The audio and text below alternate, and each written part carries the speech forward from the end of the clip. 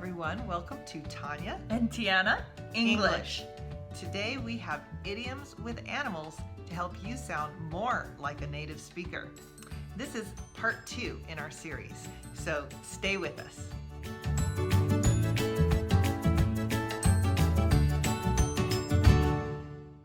So it turns out there are a lot of idioms with animals in it. So we had to just make a part 2. We have 10 more idioms for you. And if you haven't seen our last video on idioms with animals, then we'll link it above and we'll also put a link in the descriptions. All right, so let's get started. Okay, I'm going to start us off today with "It's raining cats and dogs." Now you may have heard this one before because this is one of the most popular American idioms that we have. Mm-hmm. It just means that it's really raining a lot outside. An idiom that we have similar to this one is "when it rains, it pours." But this one is actually different. It doesn't actually mean that it's raining and pouring outside. When we say this, what we're talking about is if you've ever had one of those days where you're kind of having bad luck and something goes wrong and then another thing goes wrong and then yet another thing goes wrong, you might say, when it rains, it pours, because when one bad thing happens, then another and another happens. I'm sorry. Yeah, it's kind of a bummer. All right, number 2 is "snug as a bug in a rug." Oh, it's so cute. We are so cute. Okay, well, that's sign language. We're doing English here. Don't pick on your mother. Okay. So this idiom basically means to be cozy or snuggly. And if you want to hear more about cozy, then check out our video about weather and vocabulary. We'll link it above. And we'll also put a link in the description to that one too. We like to talk about cozy things. Yeah. So speaking of cozy, my next one uses a cozy little animal, a guinea pig. If you've ever seen a guinea pig, they're I think they're a rodent. I think so, yeah. They're kind of a big rodent, but a small animal. And the idiom is to be a guinea pig. And what we mean by this is to be the person that tries something out or it has something tested on them. So for instance, if you were going to try a new recipe and you wanted to know how it tasted, if it was something that was good, you might say to somebody, "Will you be my guinea pig?" And you just mean, will you test it and see how it is? All right, and number 4 is scapegoat. So if you're a scapegoat, then you're someone that gets the blame a lot, unfortunately. Another bummer one. Yeah, there are some bummers in here. I noticed some of these idioms are not real positive. Yeah, but it's good to know even if you don't use them all the time. Absolutely, because even if you're not going to use these idioms and speak them yourself, you're definitely going to hear other people use these idioms. All right, so I was saying about scapegoats is maybe something happens and someone's always putting the blame on someone else. Someone might say they need a scapegoat. And speaking of blame, I'm remembering an idiom that I used in a previous video. The idiom was, I think it was, let me think about that. Oh, I remember. A friend of mine had said, "I think I got the lion's share of the blame." So if you want to know what that one means and hear even more idioms, again, we'll link it above and we'll put the link in the description. Sounds like we're starting to make a story here with the lion blaming the goat. Then the goat's like, "I got the lion's share of the blame." And the lion's like, "Here, you scapegoat." So.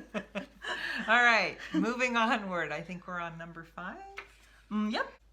Number 5, birds of a feather flock together. This one just means people who have the same ideas or the same thoughts, the same beliefs, will spend time together, or we say hang out together when they're spending time together a lot. And this one often can be used in either a positive or negative way. Sometimes negatively, if somebody is doing something that we really don't like and maybe they have spent a lot of time with somebody that is not a real positive person, and maybe two people are talking about it and the one person is explaining it to the other, they might say, well, birds of a feather flock together. In other words, you can kind of understand why they're acting that way because they've been spending so much time with each other. In a more positive way, you could use this, for instance, when my daughters were younger and they wished that they had more friends. I might say to them, well, birds of a feather flock together. In other words, go look for people who have the same interests as you, and it's a good chance that you will be friends. Absolutely. All right, and number 6 is the elephant in the room. So this is maybe something like that everyone knows, but no one's talking about. So for example, if two people in your group have differing opinions on something, and no one really wants to talk about it because it might be a little awkward. A little uncomfortable. Yeah, then someone might say, let's address the elephant in the room, shall we? Meaning like, we might need to talk about this thing and kind of clear the air a little bit. Or maybe afterwards somebody would say, oh, it was really awkward. Nobody would talk about the elephant in the room. And speaking of large animals, number 8 also has a large animal in it, and it's a bull in a china shop. So if you think of a bull in a china shop, literally, we aren't talking about this literally. In idioms, we're never talking about what we're saying literally, but it does help to think about what that would be like. So if there was a bull in a china shop, the bull would be breaking everything in the shop. So you might use this idiom if, for instance, you're in the kitchen and you drop something and it breaks, and then you're working on your food and pretty soon you knock something off the counter. Even if it doesn't break, you're frustrated because everything just keeps dropping and breaking and that kind of thing. You might say, I feel like a bull in a china shop. Or we can actually mean this even more figuratively. In other words, even less like a bull in a china shop, less like the physical experience. Maybe somebody is just awkward. Maybe they're saying things that are not the greatest thing to say, or they're saying things that are a little bit rude or not so awesome. And so you might say, we had this meeting at work, and this guy that was at the meeting, he was really a bull in the china shop.